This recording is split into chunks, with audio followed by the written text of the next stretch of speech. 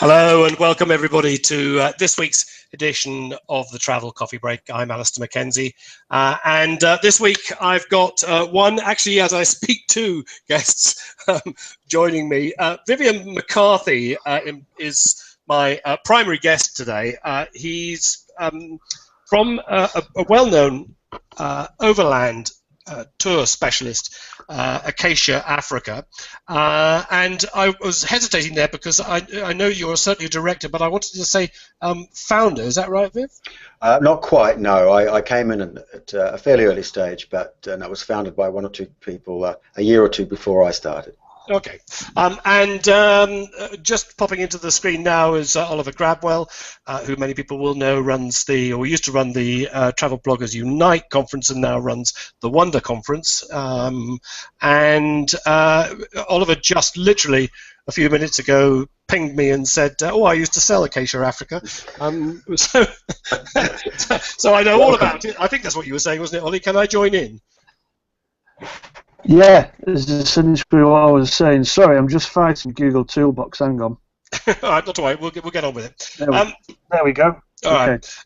Yes, it's true. Vivian may remember STA Travel. They've got their office in Manchester. I used to work there. Yeah, I certainly remember STA. We still work with them, and colleagues of mine would have been in Manchester and done some training and so on. I tend to stay in London most of the time, unfortunately, these days. But good to see you. Good to see you. I would if I was you, but yeah, I used to, obviously now I'm in the digital social media space like Alistair, but I have a keen interest in travel because that was the industry I grew up in, and just selling the travel products and using all the tools that we talk about really goes to the heart of my business now. So yeah, that's why I was keen to jump on board. Oh, good. Well, that's right. Yeah. Let's. The reason that Vivian's here, and this edition, by the way, this week is going to be, I think, a fairly short one. It won't be one of those extended things. It was largely because I was chatting with Siobhan, who handles your PR, Viv, and I'm always amazed by Siobhan because I speak to her. Her number is ostensibly an 020 number, I think, but I speak to her as you would normally every day about events going on and so on. And it was only about, I don't know, 6 months or a year ago, that it suddenly dawned on me that she wasn't actually in London. She's in the Philippines. So it's the middle of the night when she's talking to me. I'm amazed that she's so bubbly. She's full of energy, and I never quite know what time it is where she is, but we've been working with Siobhan for a number of years, 5-6 years, maybe a bit more, and she's a great person and very good at what she does, I think. She is very good at what she does, so there's a hat tip to Siobhan. But she said to me, "Oh, Acacia Africa, we're celebrating a birthday. It'll be 20 years, and that's what brings us here today." Because Vivian, give me the background to your involvement with Acacia. Was it pretty much from the start? How did you get involved?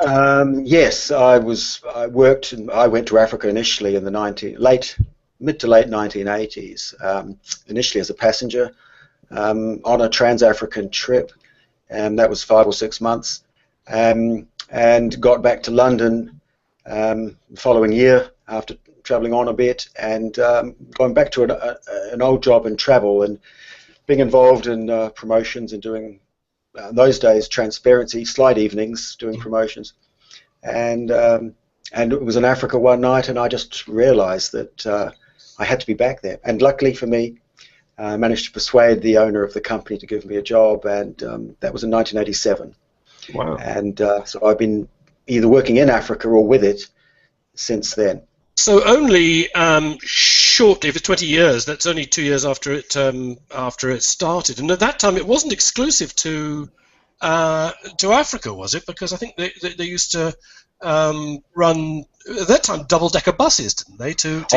Yes, that wasn't Acacia. That was a previous company I was working with called Top Deck, and Top Deck's still around. I remember Top Deck. Yes, they are. They're still around, and they're still a very, very, as far as I know, a very successful company in Europe. I don't think they're running the double-decker buses anymore, but they certainly used to run in Europe and across Asia, and they had a very wide network.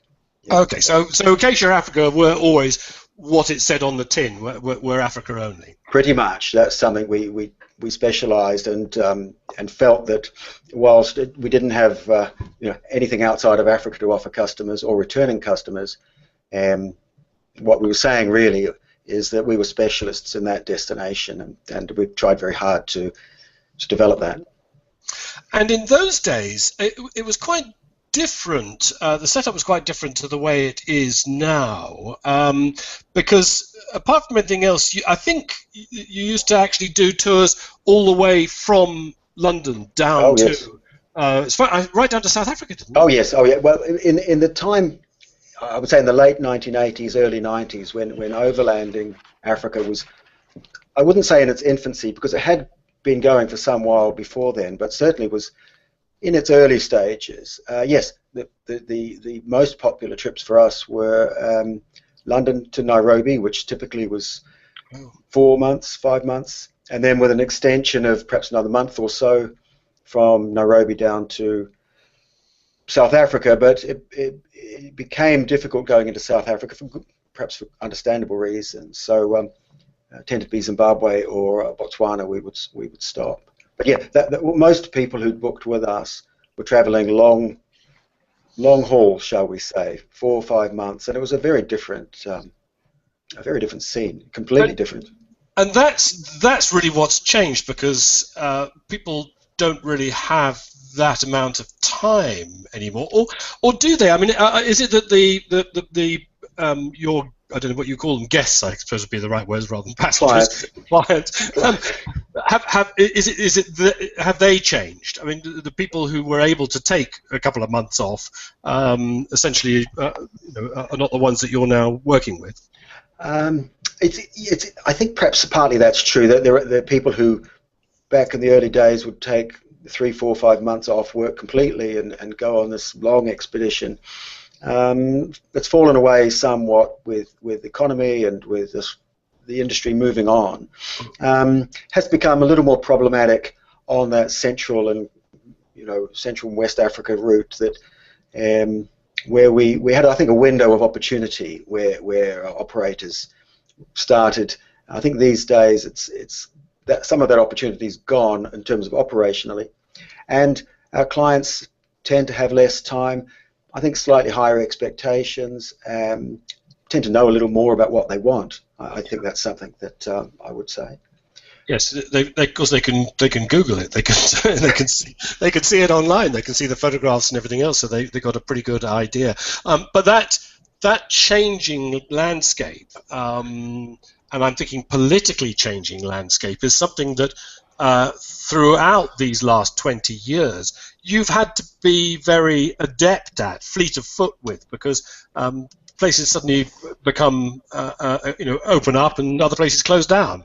Yes, up to a point that's quite right. I think in real terms that the politics of some of the countries has changed. The obvious example is South Africa, where in the mid-90s, of course, apartheid stopped and Nelson Mandela became the president, and things opened up in a big way. But other countries as well, countries that were one-party states, Zambia, Kenneth Kaunda in the early 90s left power. In Kenya, Daniel Arap Moi, again in the early 90s, or mid-90s. Same thing in Malawi, Hastings Banda.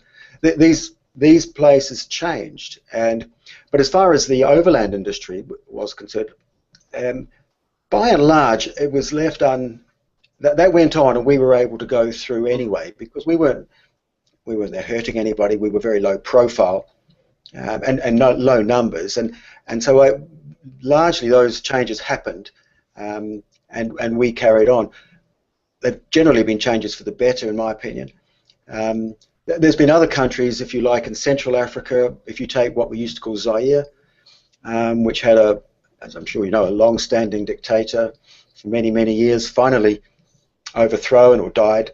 The results following haven't been quite what I think we would have hoped. We're talking about DMC now. DRC, Republic of the Congo. It's a massive country, and it's very difficult for anyone, I think, to keep a place like that together. And that's one of the reasons why the trans-African routes, I think, have become less appealing.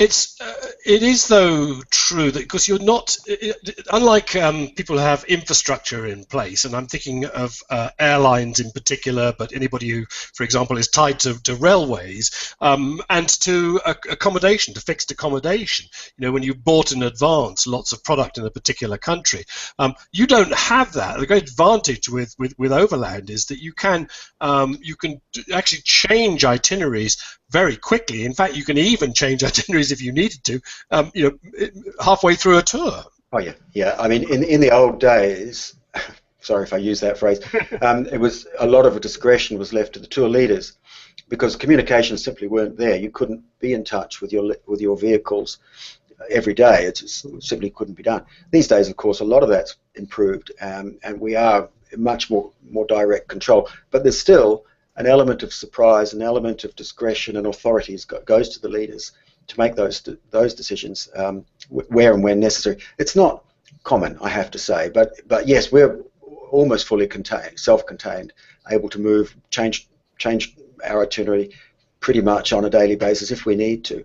We try not to. Yeah. Clearly, we've got people who have booked a holiday and they've booked it on the basis of what we say we're going to do, and that's 99 times out of 100 is what happens. But there is the ability to do that. And one thing, when we talk about differences from one sort of period to another, the one thing I think has stayed the same is that this means of travel basically in a truck with camping equipment and 15 or 20 people in the back with a tour leader and driver, that whole concept in Africa has survived.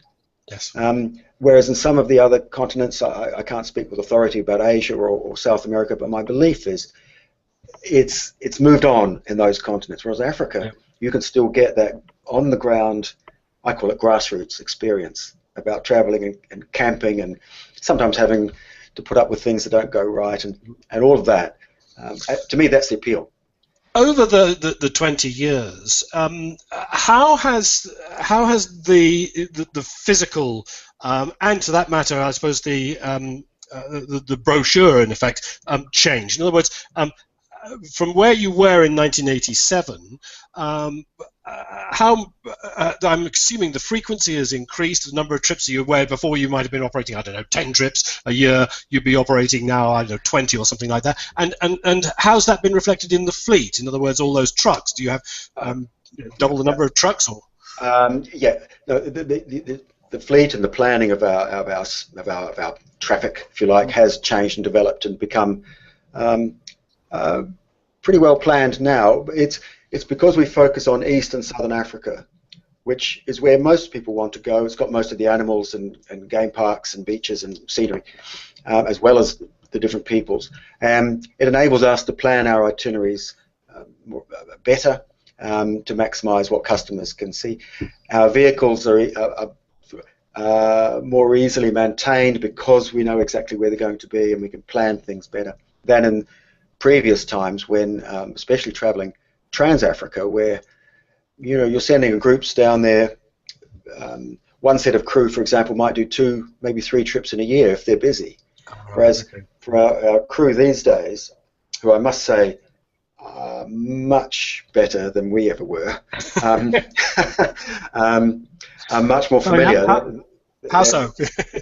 Oh, almost every way. They're better trained. They're more familiar with the landscape and the layout of the where they're visiting, more knowledgeable, and I think significantly almost all of certainly our crew are African.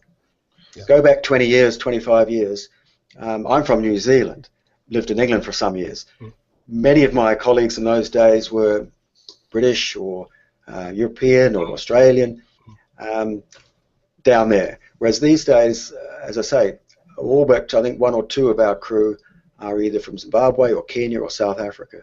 Black or white, doesn't matter to us, providing they can do the job. And that's, I think, quite a big change. And I think one for the better. I think most people who, travel to Africa, very often the only time they're going to go there, feel better with an African leaders. That prompts me to ask you something I was going to ask you anyway about responsible travel. But just before I get there, just sort of winding back, I mean, on the question, in terms of scale, how much bigger is Acacia Africa now, 20 years on from? Well, let me put it this way. Our brochure 20 years ago, I think, ran to about 12 or 15 pages. Maybe it might have been 20. The brochure this year is 108 pages. And we struggle to find space because it's of course the tours are shorter. It's a matter of putting tours on a page, but no, we've expanded in a big way. But we're still, I like to think, small enough to be able to deal with people on a personal level, and I think that's crucial with African tours. And those magnificent crew that you were talking about, are they these days resembling more and more airliner crew? In other words, the minute they arrive in Nairobi from one trip, they're within 24 hours they're back off in the other direction, or is it that kind of frequency now? Sometimes it works that way, but usually we try to work in our operations, working some days off to get their breath back. Being tour leader is a wonderful job. I learned so much and had such a good time, but and the crew these days I think are the same. But you do need your time off because it's exhausting, and it may not always look that way.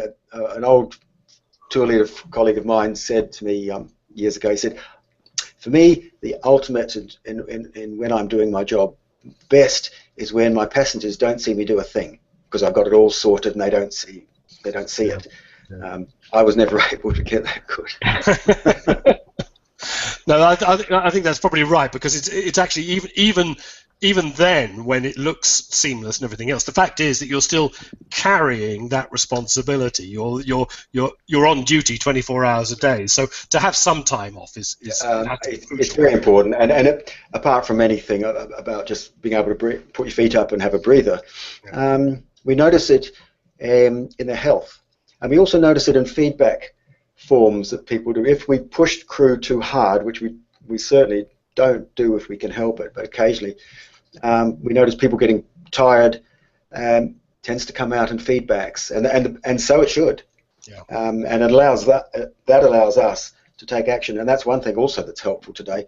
People can feed it back to us instantly with texts or go online, and that's got to be good. It's got to be good, and we certainly appreciate it. That enables us to stop a problem happening before it gets too much. Whereas in the old days, you couldn't do that. So. How does I just wanted to ask actually how that works on a technical level. Actually, a couple of questions. One of them was I think in the early days when you were there, you went through a sort of transformation on the trucks and the truck design, and I think you hit on a design that worked for you guys and since has. And part two of that is now in you were just alluding to how quickly social media works. I'm guessing in remoter areas, obviously not at all. But do you have mobile Wi-Fi on your trucks these days?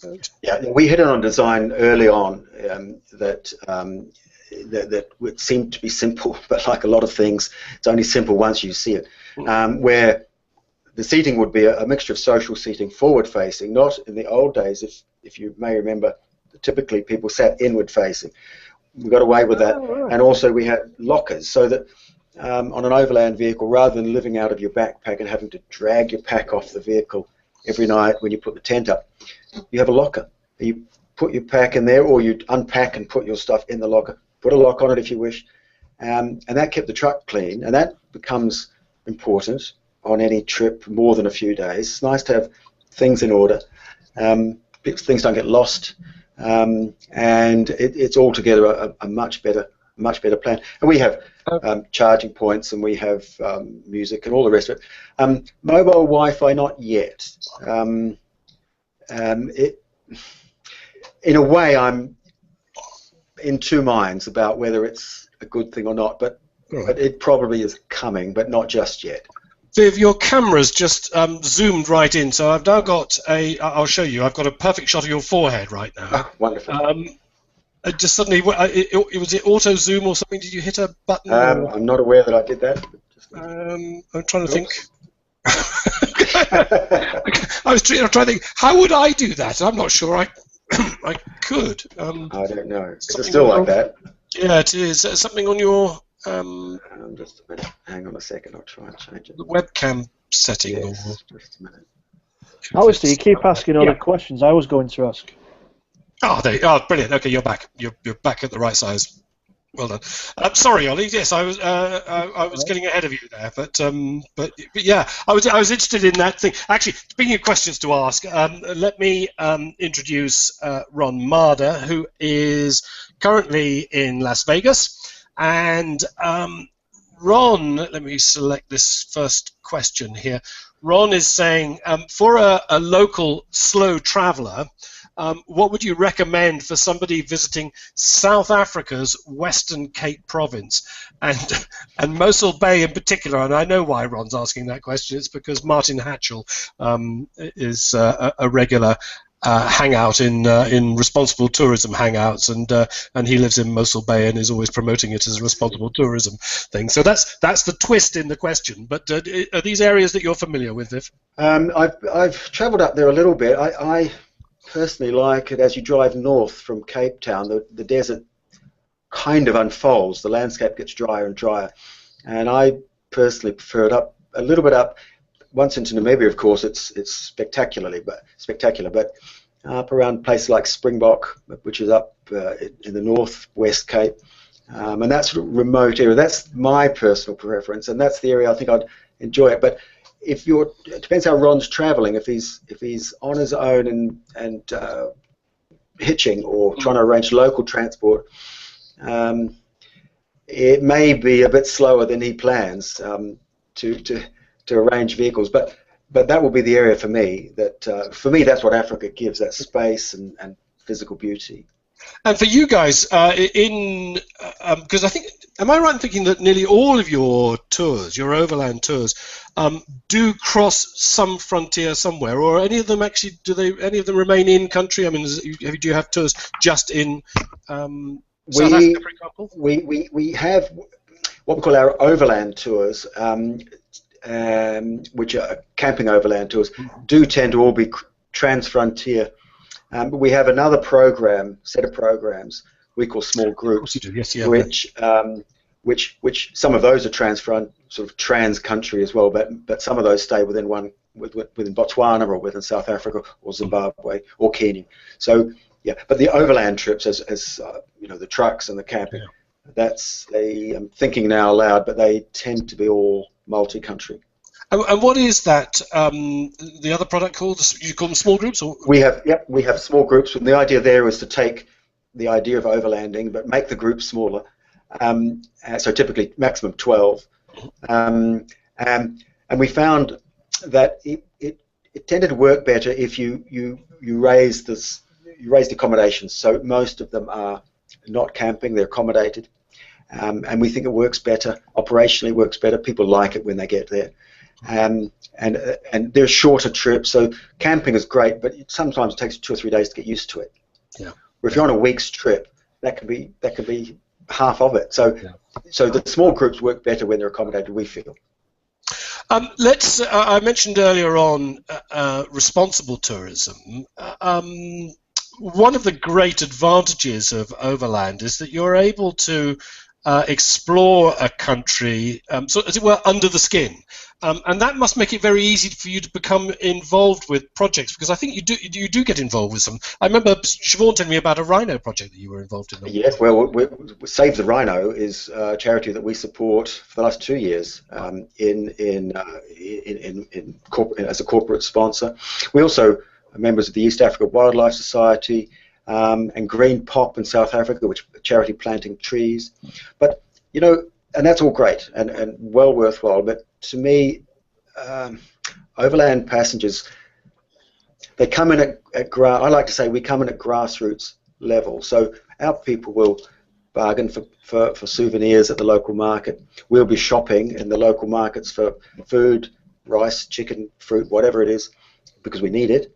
And as we prepare it ourselves, and I think we provide quite a strong boost to the local economy on a small scale, and it's an argument we made to the Namibian authorities back in the early 90s, when permissions for Namibia were needed to be negotiated, and I think we were quite successful in saying, look, our people don't come in individually with a lot of money, but these are young people. They tend to come back, and when they're a bit older.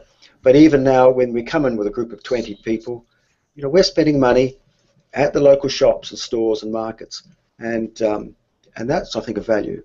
Yeah. And that's responsible, because these are people, local people, benefiting from tourism. And it's not tourism in huge numbers. We're not going in with coaches of 50 people and blitzing a market and buying everything they've got, or just overtaking a place. That would be wrong too. So I think the overlay, and this is one of the reasons I think it's survived in Africa. And in fact, I mean, when you think about it, nearly everything you do is at local level. I mean, other than supporting you in your fabulous office in London, I mean, what else are you spending money on that isn't being spent in Africa? The trucks have to be maintained in Africa. Your staff now, you're saying, are mostly African anyway. Yep. Yeah, I think that's a big plus for Acacia.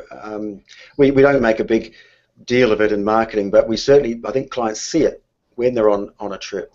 They can see money being spent. They're experiencing Africa right down at that level, and I think it's good certainly good for our passengers. I'd like to think it's good for Africa and Africans. We're certainly welcomed, and in a way that's responsible tourism, I think, with a small r. Right. Yeah, no, that makes sense. Explain to those who don't know, on an overland trip, how the budgets work out, because what you do as a guest is pay, or a client is pay up front for the tour as you would do normally with any tour, but then there's this business of a kitty. Yeah. How does that and that's we call it a local payment, and that's paying for food and camping as we go, and park fees where they're needed. And this is part of it. Typically on a group, the tour leader will go shopping. He might ask for one or two people to help, and that's money that is spent, that is paid by the customers when in Africa. They'll see the money getting spent on game parks when we go in there. They'll understand that whilst that Africa is not, for a start, quite as cheap as they had thought previously, park fees, especially the Serengeti or Masai Mara, but these are top parks, so perhaps they shouldn't be so cheap. And we think it involves passengers more this way. We think it's very fair. They can see that anyone who provides us with a service, there are some parks where we use locally operated safari drivers, they can see the service provider being paid at the time. There's no waiting for their invoice to be paid from a central office in London or wherever it might be. And to us, I think that's a big plus. And it seems to work. Our suppliers seem to like it, and I think our clients see it too. Oh, that sounds excellent. Oliver, sorry, I was asking all the questions that you wanted to ask. Have you found any that I hadn't addressed? I've been chomping at the bit to. You did ask a couple. You touched on Wi-Fi, and I suppose it's a question, maybe also an observation about Wi-Fi on the vehicles. I think I understand why I wouldn't want Wi-Fi on a vehicle if I was one of the clients. It would perhaps affect your authenticity, and you don't go grassroots in Africa to have your internet access. But one of the things I was thinking about is this broadcast that we're doing now, and some of the other interesting technologies that are starting, like Periscope, for example. Not just any old social media or social network, but some of the live, right here, right now technologies like Google Hangouts, like Periscope. Obviously, it could be very useful for Acacia, but I think it could be also very useful for showing people what it's like in that African market, what it's like on that drive. Yeah. You mean as a marketing tool? As a marketing tool, but also as a sharing experience. It's going to happen anyway. A responsible tourism tool. I think it could be tremendously important for people. You think how quickly Facebook is taken over in many ways, and how quickly people post on Facebook where they can, where they are. You might, let's say in our private times, might laugh a bit at it, but it's the reality of how things are. My two minds of Wi-Fi on the vehicles are a little bit of reluctance. I'm a bit old-fashioned that way. You know, it's quite like the idea of being out where, hey, there's no signal, and we still seem to be surviving okay. You know, it takes a day or two for people to actually understand that. But then again, I think, well, back in the 90s, or back a bit before that time, clients used to queue up to the main post office in the nearest city. Do you remember something called a main PTT? Yeah. Where you got your mail sent, right? Yep. And you queued up with your passport. Yeah. And that was great. Does anyone do that now? I wouldn't think so. But that's how life has changed. Africa's still there. The overland concept has still survived. It's had to change, and it's had to be refined. And I suspect we might find in time Wi-Fi being the same. It might not be to my immediate liking, but I think perhaps I'll get get over it, and we'll find a way to make it work. The request will be there. It's something that's increasingly a part of everybody's lives, not just the millennial clients that you have at the moment, but Generation Z, of course, have grown up with social media, and they kind of expect it. And only this morning, I got an email from a company who are essentially they are setting up a database of hotels globally and ranking them on their Wi-Fi provision, and that kind of thing is happening because it's what we know. We know that people are including Wi-Fi right up there at the sort of top end of their want list, their hit list when they're booking hotels, and the same will apply to tours, and in this case to overland tours. So it's definitely coming. I think so too. I have a daughter who's 17, and she is very quick to Google anything she doesn't know, and I think in time to come, it won't be very long either. It'll be, if you can't cope with that sort of customer, including perhaps delivering the service they need when in Africa, you risk getting left behind. I don't know. I'm speculating a little bit, but I think it's interesting in the context of looking back 20 years. Looking forward a couple is probably not out of place. I'm just thinking about competition. Oh, by the way, Ron has asked another question, but I'm not sure. I'll put it up, but I'm not sure how well we can answer this, because he says, how would you compare tourism growth in the past 20 years in the African countries you work in and New Zealand? And I'm not sure why he's put and New Zealand. Presumably he knows you come from New Zealand, or I think I may have said it earlier on. Oh, did you? Okay. I can't really talk about tourism in New Zealand, except it seems to be except when I've been back to visit my family, it seems a wonderful place. So if you're not going to Africa, go to New Zealand. I think, Ron, the answer is tourism in New Zealand took off the moment Viv left. Yes. No, I just coming back to to that tech thing in the future, and also you were talking earlier on about how overland touring has been quite secure and is secure in Africa, where perhaps it hasn't in other continents. And I was just thinking, within that African market, the number of overland tour specialists hasn't really changed all that much, and they tend to be the same ones. I mean, the ones that you would have been around with in the late 80s, early 90s are still there. Some of them are. There's been. I'm not sure. I would think back to the mid-90s. I remember travel magazines. There's one in London that was freely available, being packed full of advertisements for African overlanders. It seemed to me, 15 or 20 different operators. Whereas these days, I'm not sure if you've got that many. There are some names that have stayed around, but there's other names who were market leaders, I would say, back in those days. Yeah. Who, you don't see around quite so much these days, if they're still around. I'm just, as we speak, I'm just trying to quickly get to my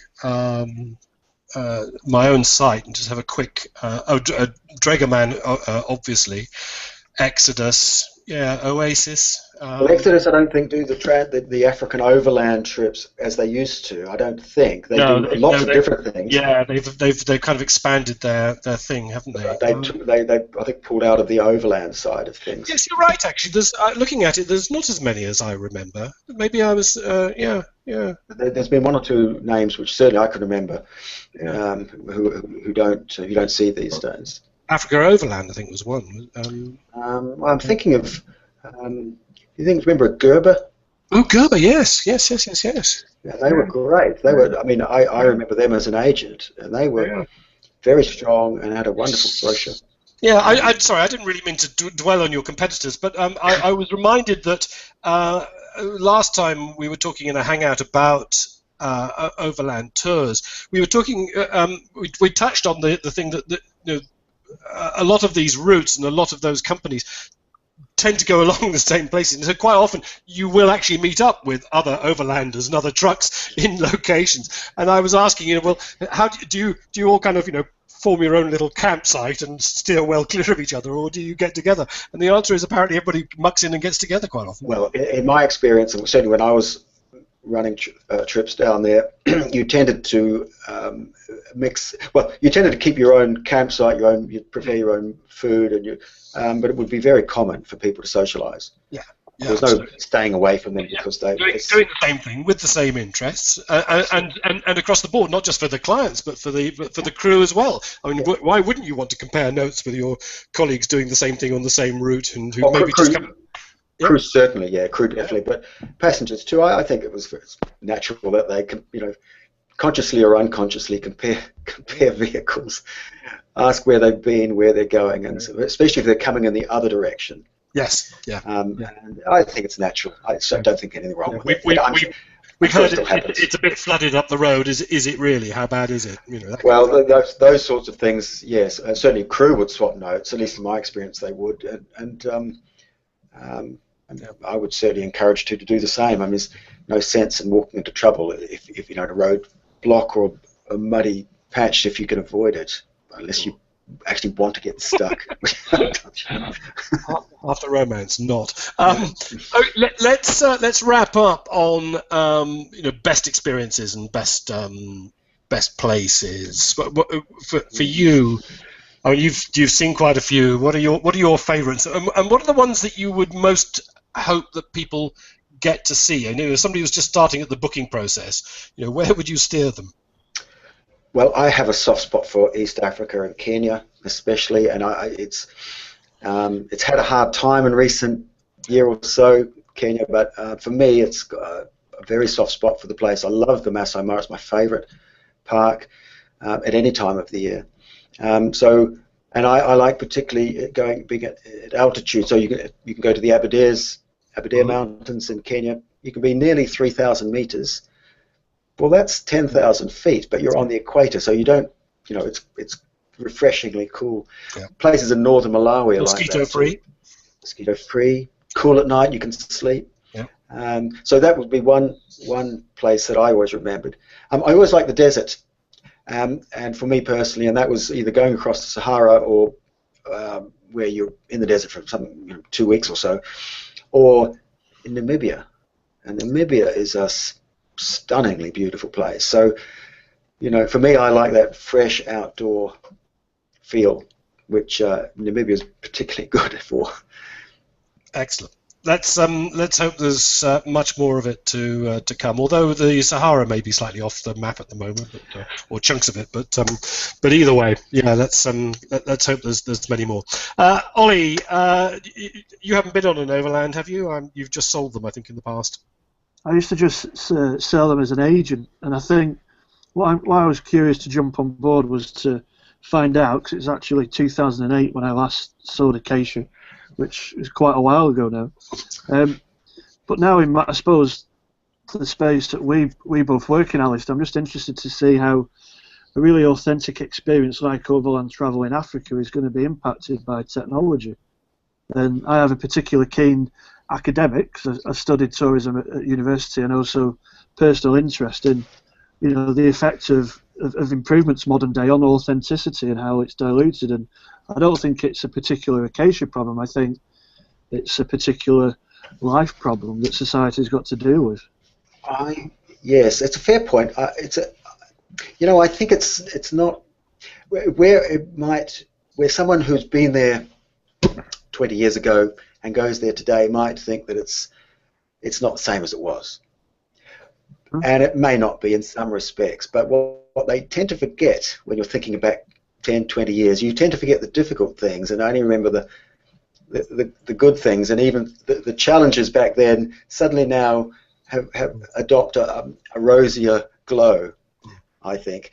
But people who are going for the first time in Africa, I think they still will feel that, while sure they've got their phones and signals in most places and Wi-Fi perhaps coming, to them it's still an unbelievable experience. So, which outweighs the technology. Technology is there to help. It doesn't overtake. That's I think how I would put it.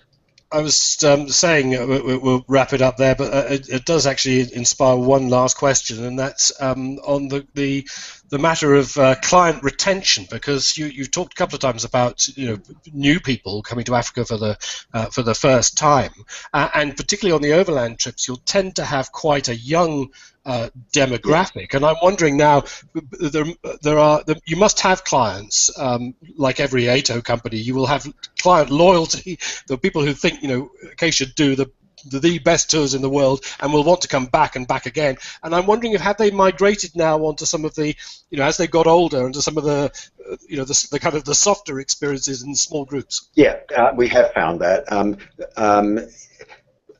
Being an Africa specialist, it means, if someone's been to Southern Africa, for example, on an overland trip, they may not want to go back to the same area on small groups, but they might go to East Africa if they've, let's say, gone on to Korea and now they've only got, say, perhaps 2 weeks holiday and they want to use 10 days of it in Africa.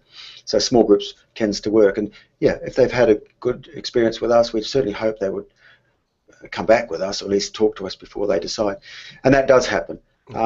It could always happen more, but you're with them for a long time, so you build up relationships. So without question, yeah. And certainly with our tour leaders at the moment, we've got a very low turnover, and that's very, very good and helpful for us in many ways. And we do get people, and very often, if they've travelled with us 4 or 5 years ago, and they say, "Oh, we've travelled with you," one of the first questions is, "Oh, who are your crew?" Yes. And the chances are they're still with us. Absolutely.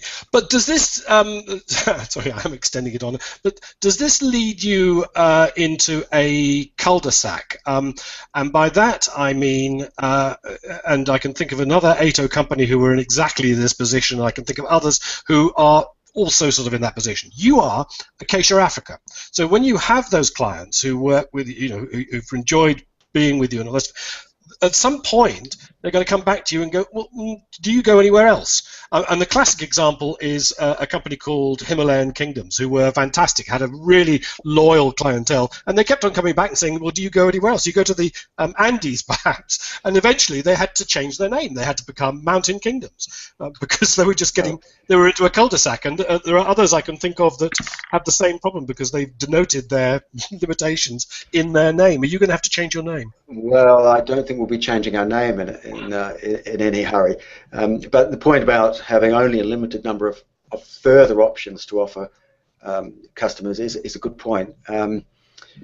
It's something that's one for the future, and a serious cup of coffee and a pint, I think, because it's easier said than done just starting operations in another place. What makes us special in Africa, I'd like to think, is that we've got all of us, almost, I say everyone in the company, I think I'm right, everyone in the company lives or works in Africa or has done. And so we have this personalised special knowledge. And now that doesn't come overnight. Okay. That only comes with a lot of time and experience. Alistair? Yeah. Just a quick comment. Africa's not a bad cul-de-sac to go down after all. I know. That's really big. Yeah,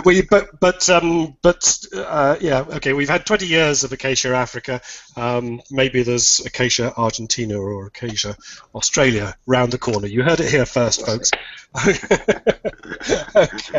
On that note, let's call it a day. Good to have you all. Good, Oliver, for you to drop in. Thank you very much. I didn't really involve you very much, but it was nice to see you face. Thank you, Oliver. Nice to see you. Hear from you again. And Viv, very good to see you and hear from you. And you'll be most welcome to drop back in exactly the same way that Ollie has. I mean, if you hear an edition coming up with something that you want to talk about, or you just got something to talk about anyway, then give us a shout and pop in. It's nice and easy. Thanks so much, Alistair. It's been a pleasure. All right. Okay, everybody. Next week, I did say last week that this week I might do museums, but I quickly discovered that half of the UK's CEOs of attractions were all heading for Northern Ireland and the big conference there, and so that kind of went by the board, but I haven't actually given up on that idea, and I'm thinking of doing it possibly the week after next. Next week I'm thinking about tackling camping. It's a subject we've tackled before, but there's a couple of publications that have come out just recently, and a couple of new camping programs, as it were, that have suddenly been appearing in my in tray. So that's the direction I'm working toward right now. It will, of course, be there on the blog, and I'll be notifying everybody through the usual channels as soon as I've firmed that one up. So we'll see how that goes. Until next week, bye for now. Goodbye.